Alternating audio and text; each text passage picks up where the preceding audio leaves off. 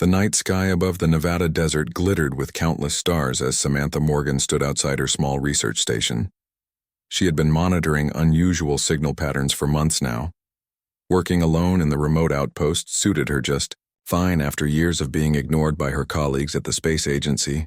Something changed tonight. The signals grew stronger, more focused, almost like they were trying to communicate directly with her equipment. Samantha rushed inside to check the readings. Her heart raced as the computer screen filled with patterns too organized to be random. A bright light suddenly flooded through the windows. Samantha shielded her eyes, thinking it might be a helicopter or military aircraft. But the light was too intense, too steady. The small building trembled as something massive descended nearby. When she finally gathered enough courage to step outside, Samantha froze at the sight before her. A craft unlike anything humans had built hovered silently above the desert floor. Its surface gleamed with an iridescent material that seemed to shift colors as it moved. A section of the craft opened and a ramp extended to the ground. Samantha considered running, but curiosity kept her rooted to the spot. She was a scientist after all, and this was the discovery of a lifetime. A tall figure emerged from the opening. Its proportions were humanoid, but definitely not human. The being stood nearly 7 feet tall with limbs too long and graceful for Earth gravity. Its skin shimmered with a subtle purple glow, and where hair would be on a human, there were what looked like crystalline tendrils that caught the moonlight. Samantha gasped as the being turned toward her, revealing distinctly feminine features. Despite the alien physiology, the creature's eyes were large, almond-shaped, and entirely black except for pinpoints of light that resembled stars. "I have found you at last." The alien woman spoke the words appearing in Samantha's mind, rather than reaching her ears. "I am Lyra of the Celestial Collective." Samantha tried to speak, but words failed her. How was this possible? First contact, and it happened at her lonely outpost. "Your signals were different." Lyra continued, approaching with fluid movements that seemed almost like dancing. "You asked questions while the others merely shouted their existence into the void." Finding her voice at last, Samantha whispered, "My signals. I was just trying to create a new communication protocol. And in doing so, you created a method that transcends normal space." The alien woman now stood just feet away, towering over Samantha. "You speak in the language of thought without knowing it." The scientist in Samantha began to overcome her fear. "Is that how you're communicating with me now?" Through thought, Lyra made a gesture that might have been a nod. "We call it soul speech. It is the universal language that connects all sentient beings, though few of your kind have discovered it."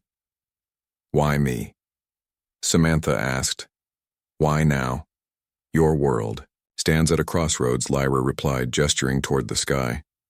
"The universe is far more crowded than you realize, and not all who travel between stars come with peaceful intentions."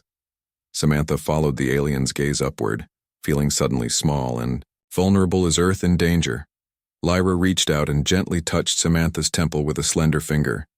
The human gasped as images flooded her mind. Vast armadas of ships, species both beautiful and terrifying, worlds thriving with life and worlds reduced to barren rock. "We have been watching your people for centuries," Lyra explained. "We see great potential in humanity, but also great danger. You create with one hand and destroy with the other." Samantha steadied herself against the overwhelming visions.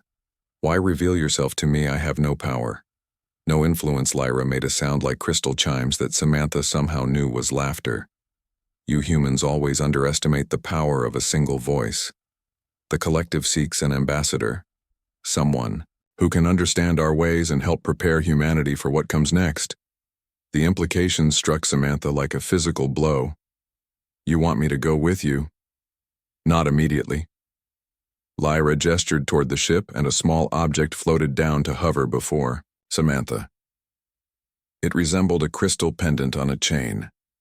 "This will allow us to communicate across distances. It will also show you truths about your world and others when you are ready to see them." Samantha hesitantly took the pendant. It felt warm against her palm, almost alive. "With this I can talk to you whenever you wish," Lyra confirmed. "And when the time comes, I will return for you." There is much for you to learn, and even more for you to teach us.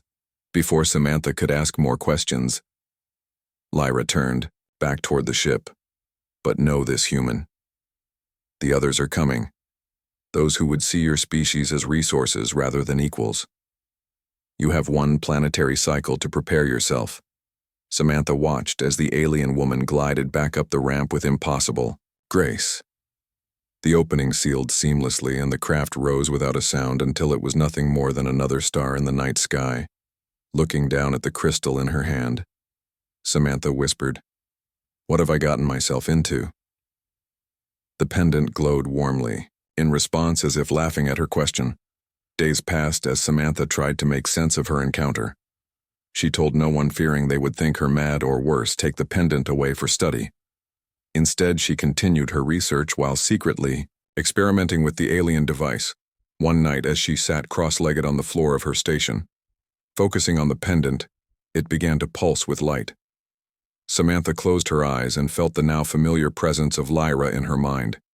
"You have questions." The alien woman observed thousands. Samantha replied mentally, "Why did your people choose Earth?" "There must be countless worlds in the galaxy." Lyra's response carried a feeling of sadness. "Earth is special. Few worlds produce such diversity of life, fewer still produce beings capable of both logic and emotion in equal measure. Your people dream. Samantha Morgan. You create art and music alongside your machines and weapons. This is rare and precious." Samantha considered this. What are these others you warned about? The ones who are coming.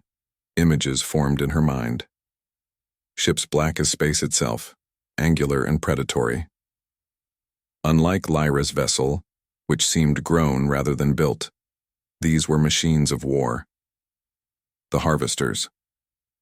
Lyra explained, they strip worlds of resources, including sentient life, which they use as biological components in their technology.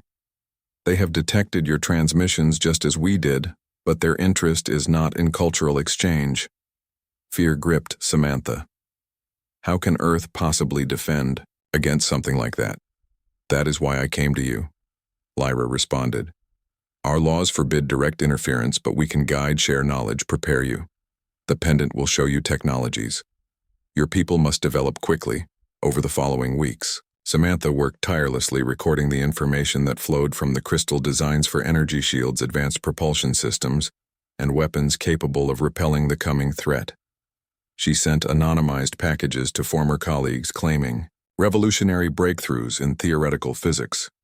Some listened, some even began developing prototypes, but progress was slow, too slow.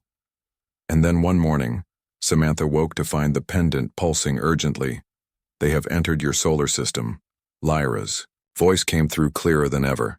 "They will reach Earth in 7 days." Samantha felt panic rising. "I need more time. We need more time." "There is no more time," Lyra replied. "I am coming for you now. The collective has voted to make an exception to our laws of non-interference. This will be the first official contact between our civilizations." That evening, the alien ship returned, descending openly above the research station. Several military helicopters quickly surrounded the area, but kept their distance, uncertain how to respond to the massive craft. When Lyra emerged this time, she was not alone. Several other alien beings stood with her, each different in appearance, but all carrying the same aura of advanced intelligence. Samantha stood her ground as military personnel approached, weapons drawn. "Stop," she shouted. "They're here to help us." A general stepped forward, his face tense with suspicion. "You know these beings?" Samantha held up the pendant. It glowed brightly in her hand. "Yes, I do, and if you want Earth to survive the next week, you'll listen to what they have to say." Lyra approached the group of humans, her crystalline tendrils flowing like water. "I am Lyra of the Celestial Collective. We come offering alliance against a common enemy." General looked from the alien to Samantha and back. "What enemy?" "The ones who would harvest your world." Lyra replied simply, "The ones against whom your current weapons are useless." As if on cue, all electronic devices in the area displayed the same image. A fleet of dark ships approaching the outer planets of the solar system. Time grows short. Lyra continued, We offer sanctuary for your best minds and technology to defend your planet. But you must decide quickly. Samantha looked up at the alien woman, who had chosen her of all people to be the first contact. This is really happening, isn't it? Lyra reached out, touching Samantha's hand gently. This is only the beginning, human. The stars await. Chaos erupted across the globe as news of the alien visitors spread. Military forces worldwide went on high alert, while civilians reacted with a mixture of fear, wonder, and disbelief. Samantha found herself thrust into the spotlight as the human who first made contact. 3 days had passed since Lyra's dramatic arrival. Government officials from major nations gathered at a hastily arranged summit in neutral Switzerland. Samantha sat beside Lyra at a long conference table surrounded by world leaders and their advisors. The human delegation remained skeptical despite the evidence presented. A representative from Russia stood up. We have only your word that these harvesters exist. How do we know this isn't some elaborate deception to make us surrender our sovereignty? Lyra remained calm, her starlit eyes scanning the room. These questions waste precious time. But I understand your caution, Samantha. Please show them. Samantha activated a device Lyra had given her. A 3-dimensional projection appeared above the table, showing real-time images of massive black ships now passing Jupiter. Their angular forms resembled predatory insects made of metal and shadow. These images come directly from our observation vessels. Lyra explained. We cannot stop them for you, but we can help you stop them yourselves. The American president leaned forward. What exactly are you offering? Defensive technology, Lyra replied. Shield generators that can protect your major cities, weapons capable of penetrating their armor, and evacuation for a limited number of your people should Earth fall. A murmur ran through the human delegation. Evacuation, the Chinese premier asked sharply. How many? 50,000, Lyra answered. We cannot accommodate more without compromising our own worlds. Outrage erupted from several delegates. A mere 50,000 out of billions. The British Prime Minister shook her head. This is unacceptable. Lyra stood her full height, making several humans step back involuntarily. We offer what we can. The collective has never interfered so directly with a developing world. The fact that we offer anything at all shows how much we value your species. Samantha rose beside her alien friend, putting a hand on Lyra's arm to calm her. 50,000 is better than none. And if we use the defensive technology effectively, we won't need evacuation at all. The summit continued for hours as details were negotiated. Eventually, an agreement was reached. The Celestial Collective would provide shield generators for 20 major cities worldwide, along with weapons technology. Each nation would select representatives for potential evacuation based on a combination of skills, knowledge, and genetic diversity. As the meeting adjourned, Lyra took Samantha aside. We have 4 days left. The harvesters move faster than expected. Samantha felt the weight of responsibility crushing down on her. Can we really be ready in time?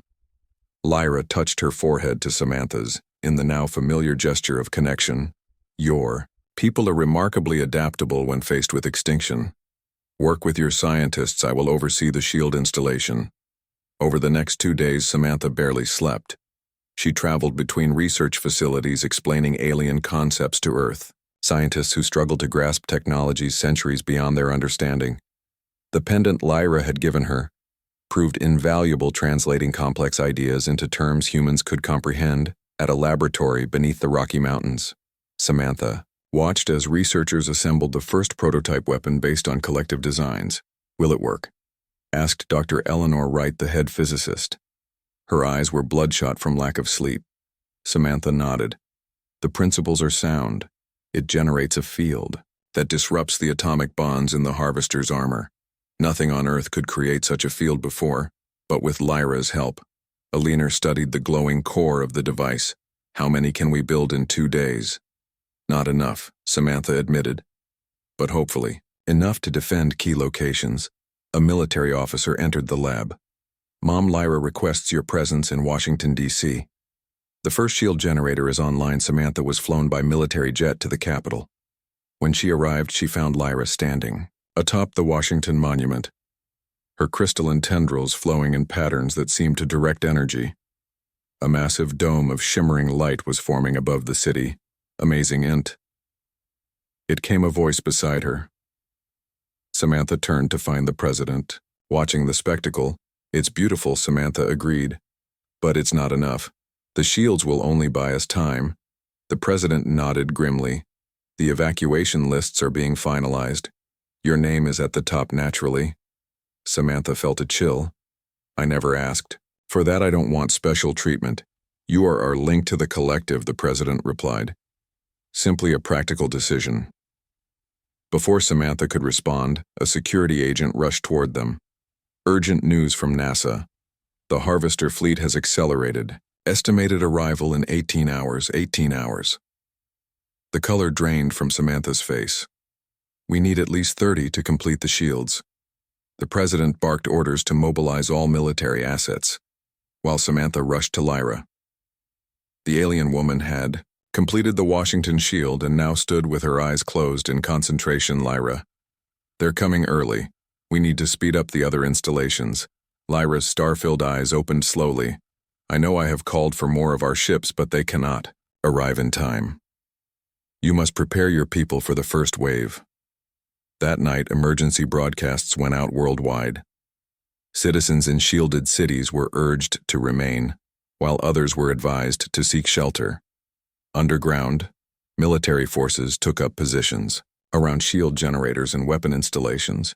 Panic led to riots in some areas, while in others, people gathered in prayer or quiet resignation. Samantha found herself in a command center beneath the Pentagon, alongside military leaders and Lyra. The alien woman had connected herself to Earth monitoring systems, creating a real-time display of the approaching fleet. "The Harvesters will target your power infrastructure first," Lyra explained. "Then communication networks. They seek to isolate." Before harvesting, General Wilkins, the U.S. Joint Chiefs representative, studied the tactical display. "Can your people engage them directly?" Lyra shook her head. "Our vessels are few and not designed for combat. We will focus on maintaining the shields, while your forces attack." Dawn broke over a world holding its breath. The first harvester ships entered Earth's atmosphere, massive black shadows against the morning sky. They moved with precision, separating to target major cities. The battle for Earth had begun. In cities with shield protection, people watched in terrified awe as energy blasts from the alien vessels splashed harmlessly against the protective domes. But elsewhere, chaos reigned. Power grids failed across continents. Communications went dark. Military jets scrambled only to be swatted from the sky by superior technology. In the Pentagon Command Center, Samantha watched the unfolding disaster with growing horror. London, Paris, Tokyo. Their shields held, but dozens of other cities had no protection.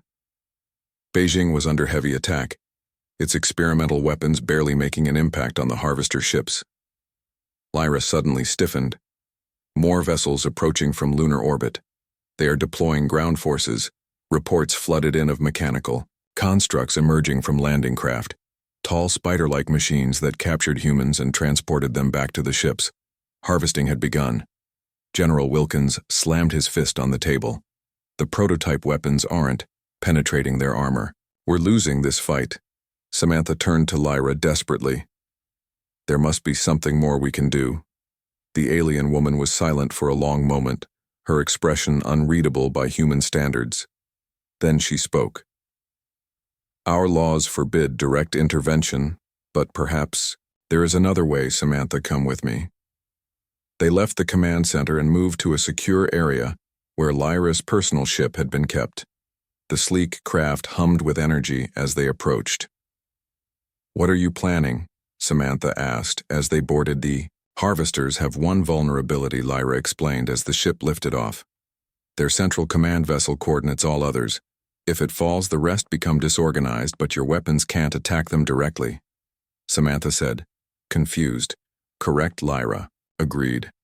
But yours potentially can if delivered precisely. The weapons your scientists built based on our designs, they are capable of disrupting harvester technology, but lack delivery systems that can penetrate their defenses." Understanding dawned on Samantha. You want to use your ship to deliver our weapons. Lyra guided the vessel upward through the Washington shield, which parted to let them pass. Their communication will be detectable by the Harvester command ship. I will use that to get us close enough. Samantha felt both terror and determination as the small craft accelerated toward space. The planet below showed dark patches where power had failed. Harvester ships hovered over cities like vultures. General Wilkins' voice came through, their communication system. What you're attempting is suicide. Even if you reach the command ship, you won't survive the blast. That is understood. Lyra replied calmly. 2 lives against billions. The mathematics is simple. Samantha looked at her alien friend. Do the collective know what you're doing? Lyra made the crystal chime sound that signified laughter. They would forbid it, which is why I did not ask. The collective values all life, but sometimes sacrifice is necessary. As they approached Earth orbit, they could see the massive Harvester command vessel. Its black surface absorbed light rather than reflected it, making it appear like a hole in space. Lyra activated stealth systems. Samantha, I must focus on evading their detection systems. The weapons are in the rear compartment.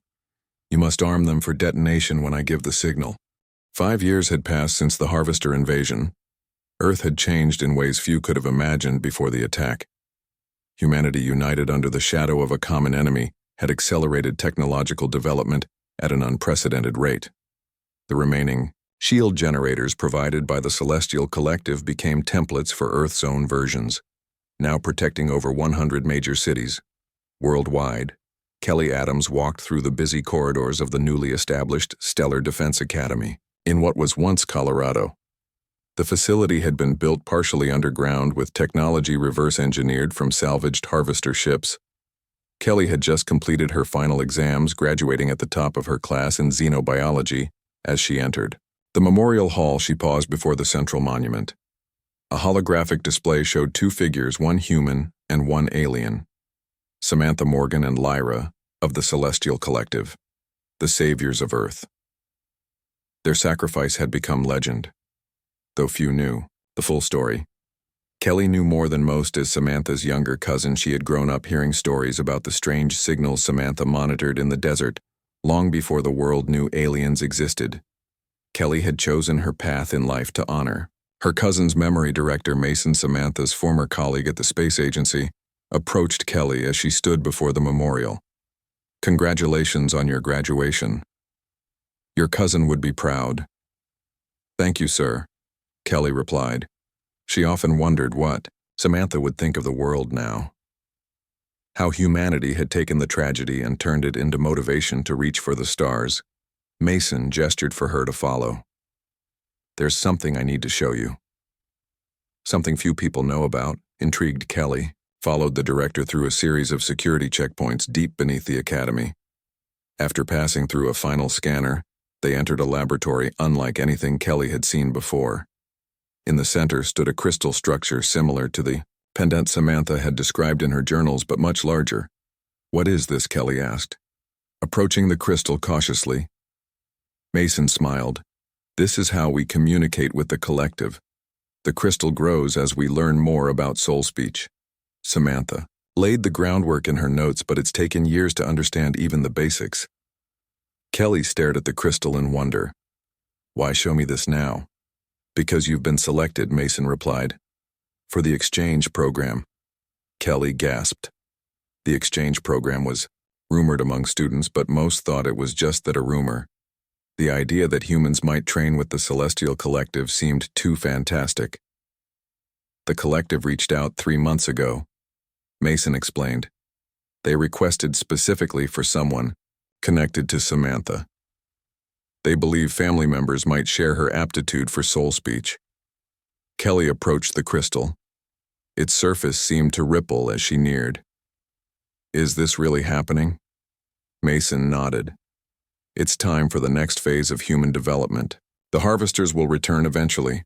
We need to be ready, and you, Kelly Adams, are going to help make that happen. 2 weeks later, Kelly stood on a platform at the newly constructed spaceport in Arizona. Around her, government officials and military personnel gathered to witness the historic event. the first official visit from a collective vessel since the invasion.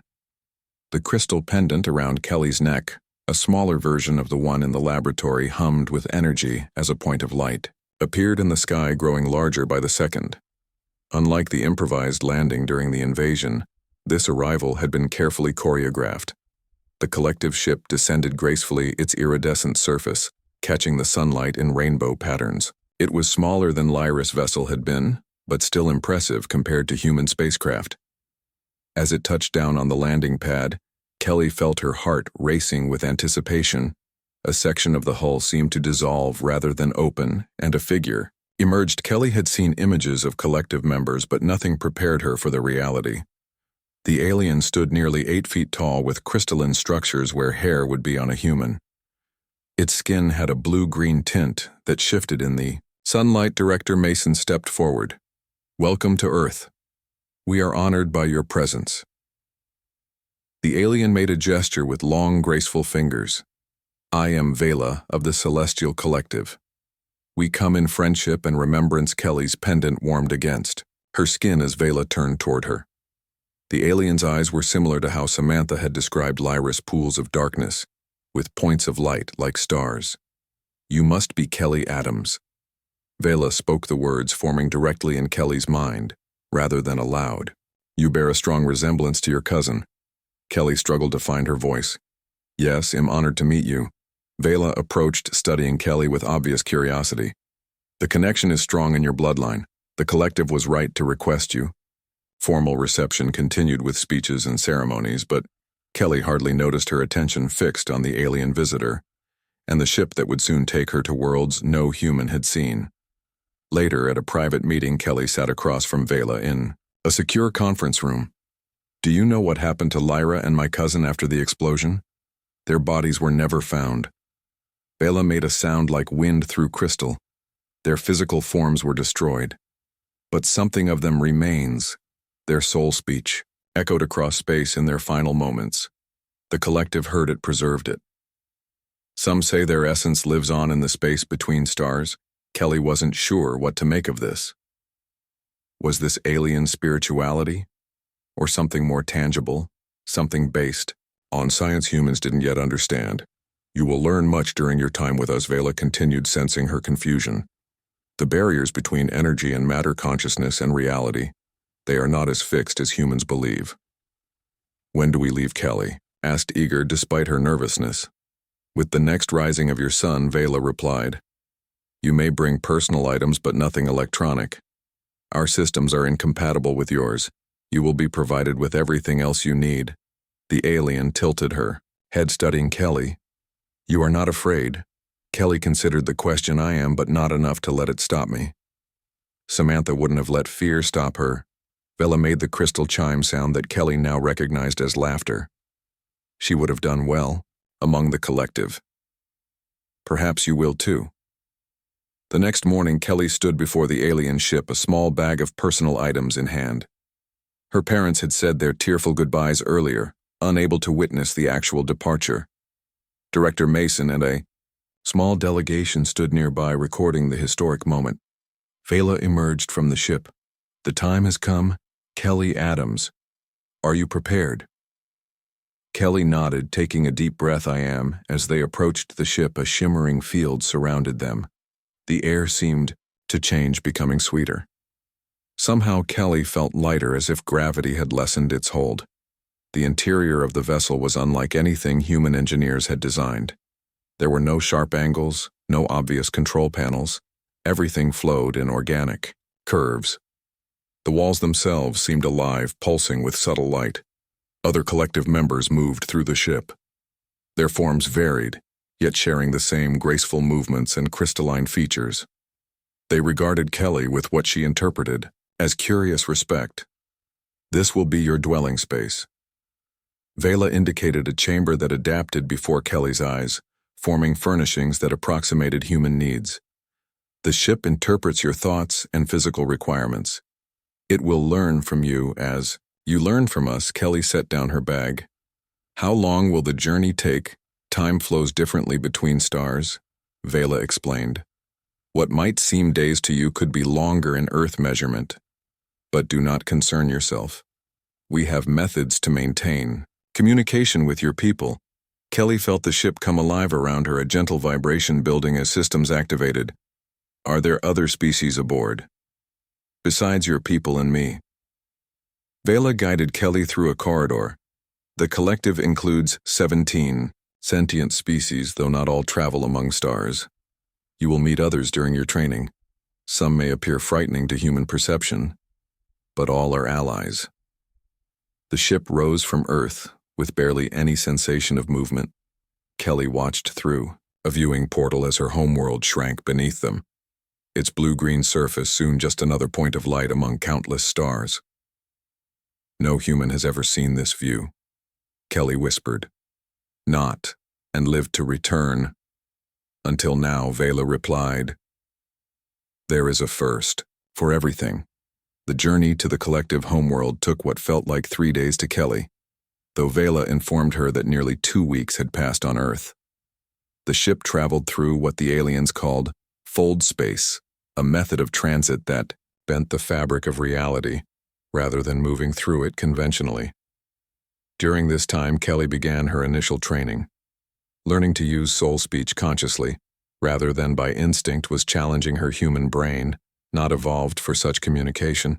Struggled to grasp the concepts. You are doing well for a beginner, Vela encouraged after a particularly difficult session. Your cousin had natural talent, but even she required the pendant as a focus. You have already managed communication without it. Kelly rubbed her temples, exhausted from the mental effort. Why is this so important to the collective? This ability, Vela considered her answer carefully. Soul speech is more than communication. It is understanding at the deepest level. It allows species that might never comprehend each other through conventional means to share knowledge and emotion. The harvesters fear it because it cannot be intercepted or corrupted. It is truth in its purest form. The return journey to Earth took place in a larger vessel than the one that had brought Kelly to Celestia. This ship carried not just the human exchange students, but a delegation of collective representatives and cargo holds full of technology that might save humanity from the coming threat. Kelly spent much of the journey in the ship's library, absorbing as much knowledge as possible. Her enhanced understanding of soul speech allowed her to learn at an accelerated rate, information flowing directly from the crystalline databases into her mind. Vela found her there surrounded by glowing crystals, each containing libraries of information. You push yourself too hard, the alien observed. Kelly barely looked up. There isn't time for rest. The scouts have already reached Saturn by now. The main harvester fleet can't be far behind. Vela made a gesture and the crystals dimmed, forcing Kelly to pause. Even in crisis, balance is necessary. Exhaustion leads to errors. Errors we cannot afford. Kelly sighed, running her hands through her hair, which had grown longer during her time with the collective. What if it's not enough? What if all this knowledge, all this technology still isn't enough? Vela settled beside her with fluid grace. Technology alone has never been enough in any conflict. It is the application, the strategy, the will behind it. The harvesters nearly defeated your world once because humanity was divided, unprepared. That is no longer true. The ship emerged from fold space near Mars, using conventional propulsion for the final approach to Earth. As they neared the homeworld, Kelly joined the other exchange students at the viewing portal. Many had tears in their eyes at the sight of the blue planet gleaming against the darkness of space. Earth had changed even in the months they'd been away. A ring of orbital defense platforms now circled the planet, their design a hybrid of collective guidance and human innovation. The moon hosted a sprawling base visible even from this distance, its surface dotted with structures. Director Mason greeted them at the lunar facility where they docked for preliminary debriefing. His face showed both relief and concern as he embraced Kelly. Welcome home. The situation has escalated while you were away. How bad? Kelly asked as they walked through the base staffed by a mix of humans and a few collective advisors who had remained after the invasion. Mason pulled up a holographic display showing the solar system. Red markers indicated detected harvester activity. The scouts have been mapping our defenses. They've been careful to stay out of weapons range. We believe the main fleet will arrive within 2 months. 2 months, Kelly echoed. That gives us some time at least. Not as much. As would like, Mason replied. Your training went well. Kelly nodded, touching the crystal pendant that never left her neck. Better than expected. I can use soul speech without assistance now, though not as skillfully as a native collective member. And I've learned things about harvester biology that might give us an edge. The human exchange students were quarantined on the lunar base for a week, undergoing medical examinations to ensure they brought no alien pathogens back to Earth. Kelly chafed at the delay but understood the precaution. The last thing Earth needed was a pandemic on top of an alien invasion. During this time, she worked with scientists to document everything she'd learned, creating detailed files on harvester weaknesses and possible countermeasures. When finally cleared to return to Earth, Kelly found herself addressing the United Earth Defense Council, a governing body formed after the first invasion. The chamber fell silent as Kelly activated a holographic display. This is what we're facing, she began. The image showed harvester ships far more advanced than those in the first wave. They learned from their defeat. The command vessel is now distributed across multiple ships, making a single strike impossible. A council member from India leaned forward. Then what do you suggest? Ms. Adams. Kelly manipulated the display to show a new image. The harvesters have a hierarchical biology. Their ships work the same way. They can't function without constant communication between components. We can use that against them over the following weeks. Kelly worked with military strategists and scientists, developing a battle plan that utilized Earth's new defenses alongside tactics designed to exploit harvester vulnerabilities. The orbital platforms were reinforced with collective shield technology, while ground-based weapons were modified to target specific harvester systems. One evening, as Kelly worked late in her laboratory at the Colorado Academy, a familiar presence touched her mind.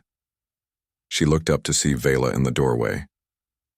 The collective delegation leaves tomorrow, Vela said. Our direct involvement must be limited. Kelly set aside her work. I understand. Your people have risked much already by sharing technology. Vela moved. To stand beside her, the council debates even now. Some believe we have interfered too much, others too little. Will you return to Celestia? Kelly asked, surprised by how much the thought of Vela leaving bothered her. The alien had become not just a teacher but a friend. I have requested permission to remain as observer. Vela replied, a compromise position. The council is considering it.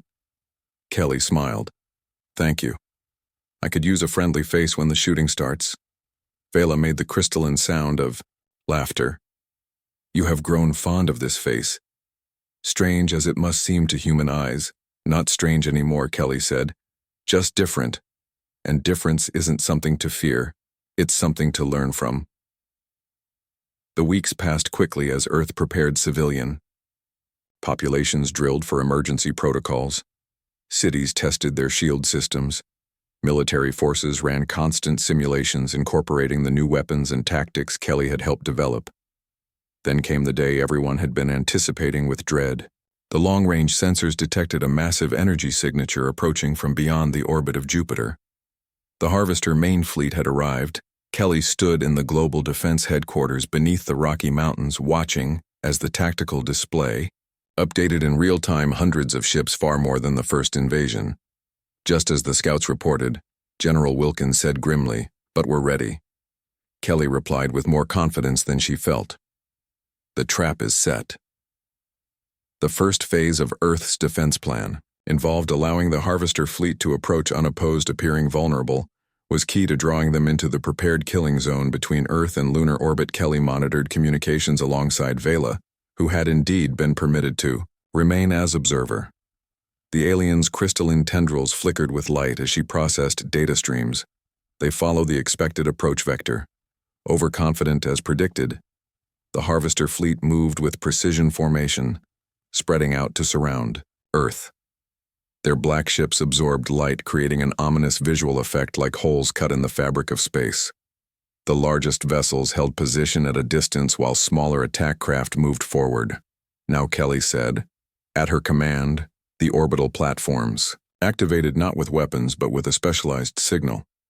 The frequency had been developed based on Kelly's understanding of harvester biology, targeting the neural networks that connected their ships and crews. The effect was immediate. Several smaller, harvester vessels drifted out of formation, their systems momentarily confused. The larger ships compensated, adjusting their approach, but the disruption had served its purpose, creating gaps in their defensive screen. Phase 2. Kelly ordered Earth's defense fleet launched from hidden bases on the Moon, and Mars ships of human design enhanced with collective technology moved to engage the disoriented harvester vessels. They targeted the specific vulnerabilities Kelly had identified, focusing fire on communication arrays and sensor systems. On the tactical display, harvester ships began to show damage, but the enemy adapted quickly, countermeasures deploying as the larger vessels moved to protect the damaged, smaller craft. They learn fast, General Wilkins observed. Kelly nodded. They evolve. It's their greatest strength, but also their weakness. They can't help but follow patterns. It's in their biology. The battle raged across the space around Earth. Harvester weapons tore through some human ships while others successfully penetrated enemy defenses, causing cascading failures in targeted systems. The orbital defense platforms added their firepower, creating a crossfire that trapped enemy vessels between overlapping fields of fire. For hours the engagement continued, with neither side gaining a decisive advantage. Earth's defenses held, but the harvester fleet was vast, its resources seemingly endless. Kelly studied the tactical display, noting patterns in the enemy movements. Something was wrong. They were being too predictable, almost as if it's a diversion, she realized suddenly. Vela, do you see it? The alien studied the data. They are occupying our attention while something else. A new alert sounded through the command center. Unidentified energy signature detected approaching from behind the Moon. Kelly felt cold dread settle in her stomach. The real command vessel. It's been hiding, waiting for us to commit our forces. On the display, a massive harvester ship emerged from lunar shadow, larger than any they had encountered before. Its design was different, more organic somehow, with protrusions that resembled the crystalline structures of collective technology. They have adapted, Vela said, her voice tight with concern. They have incorporated elements of our ships from the first invasion. The massive vessel fired a concentrated energy beam that cut through an orbital platform like paper. The platform exploded, debris scattering across space. The beam continued downward, striking Earth's surface somewhere in the Pacific Ocean. 20 years had passed since the second harvester invasion. Earth had transformed beyond recognition. Gleaming cities protected by advanced shield technology dotted the planet. Human vessels regularly traveled throughout the solar system with outposts, established on Mars, Venus, and several moons of Jupiter and Saturn. The alliance with the Celestial Collective had accelerated human development while bringing new perspective to the ancient alien civilization. Kelly Adams, now director of the Interstellar Cooperation Initiative, stood on the observation deck of Earth's newest achievement, the Horizon, a massive ship designed for deep space exploration. The first of its kind, built with a hybrid of human innovation and collective technology. Beside her stood Vela, her closest friend and advisor over the 2 decades since they had faced death together. The alien had remained on Earth, becoming the official collective ambassador. Though her appearance had barely changed, Kelly now had streaks of gray in her hair and lines around her eyes that spoke of both laughter and responsibility. It's beautiful, Kelly said, watching as construction drones added the final components to the massive vessel's hull. The culmination of everything we've worked for. Vela made the familiar crystal chime sound that Kelly had long ago learned to recognize as satisfaction. The Collective Council is impressed. They did not expect humans to achieve such engineering feats within a single generation. Kelly smiled. Some still underestimate us after all this time. The two moved through the space station that orbited Earth, overseeing the final preparations for the Horizon's maiden voyage. A crew of 500 both human and collective members would embark on a 5-year mission to explore star systems beyond those known to either civilization. In the ship's command center, technicians made final calibrations to the navigation system based on Kelly's designs. The system utilized soul speech principles, allowing for intuitive control and faster-than-light communication across vast distances. Admiral Chen, The vessel's commander approached with a tablet in hand. Director Adams, the final crew manifest for your approval. Kelly reviewed the list, noting the careful balance between experienced personnel and promising newcomers.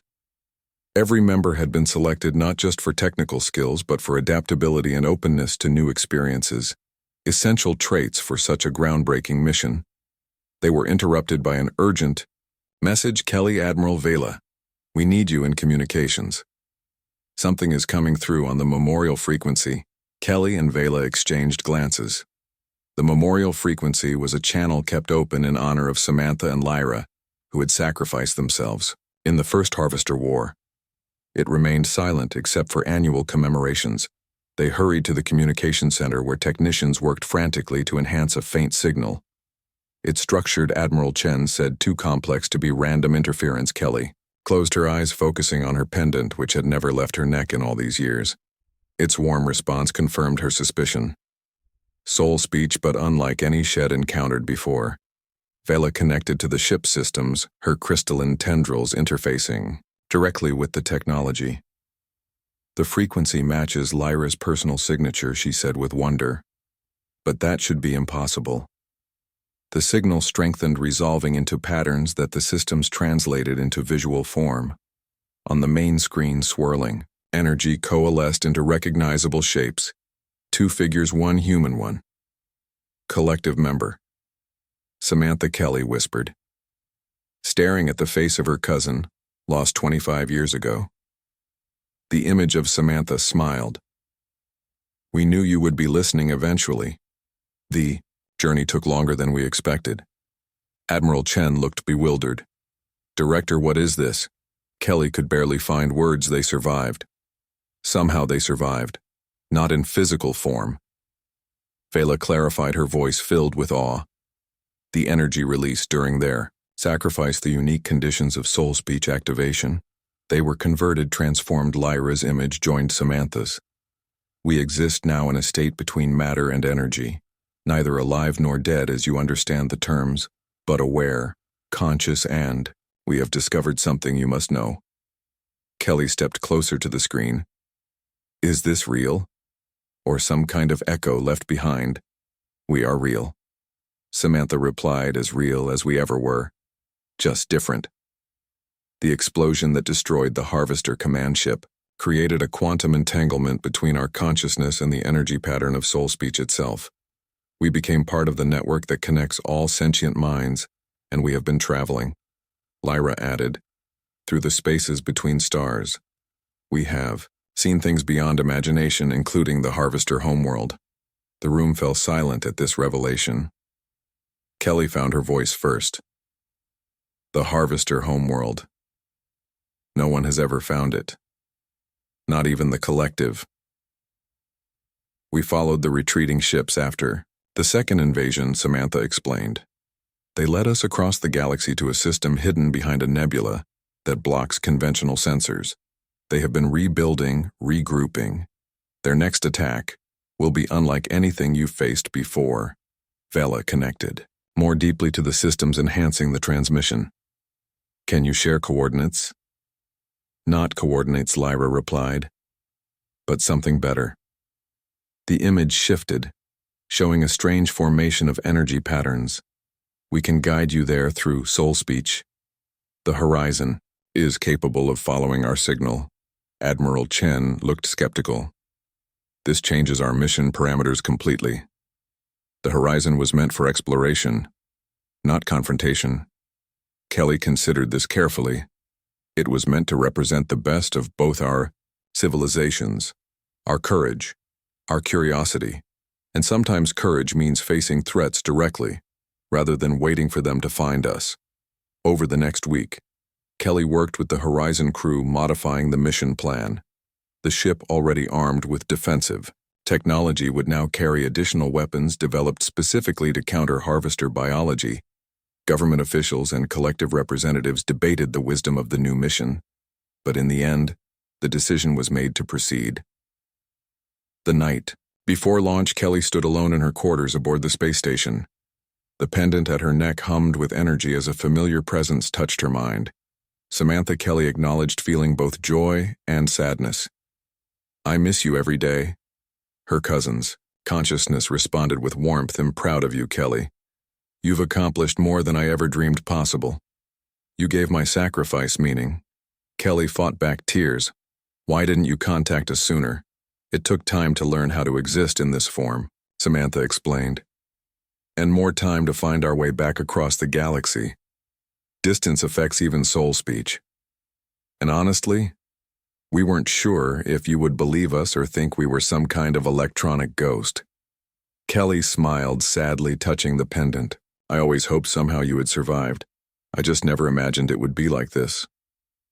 The launch ceremony the next day was broadcast worldwide. The horizon, representing the largest investment of resources in human history, gleamed against the backdrop of space leaders from Earth and representatives from the collective, spoke of cooperation, of the future of the alliance that had transformed both civilizations. Kelly delivered the final address. "This ship carries our highest aspirations and our greatest achievements. But more importantly, it carries the truth we have learned over these 25 years since first contact. That difference is not something to fear, but something to embrace. That evolution comes not from isolation, but from connection." As she spoke, images of Samantha and Lyra appeared on screens throughout the ceremony.